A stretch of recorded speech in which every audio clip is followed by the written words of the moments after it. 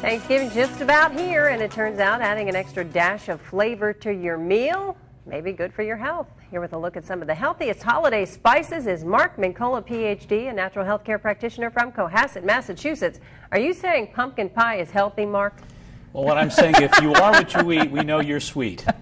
Right? That's right, I'm so sweet. Sweetest thing you ever saw.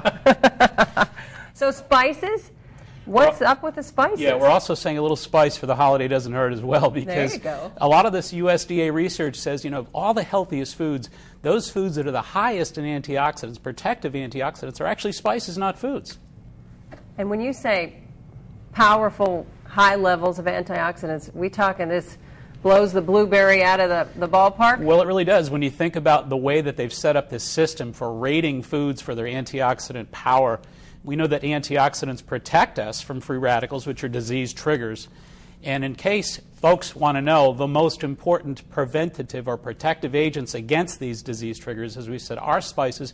They're up to 20 to 30 times stronger or more powerful than blueberries, beans, etc. Wow. All right, let's take a look at the list, and some of my very favorites are on here. Absolutely. Clove right at the top. Again, think about the blueberries that you just mentioned at the top of the food list at 14,000. All right, cloves, 314,000. Cinnamon, 267,000. Oregano, 200,000. Sage, 32,000. And ginger, 28,000. And what do those numbers really mean? Well, those refer to what the USDA calls ORAC factor, which is oxygen radical absorbance capacity, which basically means that these foods have the ability to defend and protect us from these really nasty free radicals.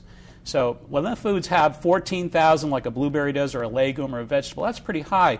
But again, 1/4 of a teaspoon of these spices really gets us in the ballgame here at 20 to 30 times higher protection. That number correlates to a 1/4 teaspoon? Absolutely, just a 1/4 teaspoon. And are we talking the spices in the spice aisle at the grocery store? Do you need the whole thing, or what? We really are. We're just talking about the dry, freshly ground spices that you can buy at the supermarket. So I can just eat cloves, ground cloves. Well, as you were saying earlier, you could take pudding and put a little bit of clove in it, and you're all set. And you're all set. Now, is that a 1/4 teaspoon every day? Do you need, or can you do it once a week? Yeah, the USDA unfortunately tells us that the average American doesn't get 1,000 points a day of protection, and they're recommending a minimum of 3,000. Okay. The other thing we want to keep in mind is you can't get too much of this protective stuff. And cloves are good. Cloves are great. I'm going to go with the cloves. I could put it in my tea.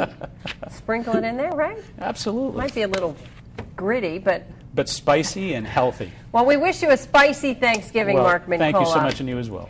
Thank you for being here. And if you want more information, you can check out Mark's website, maxhealing.com.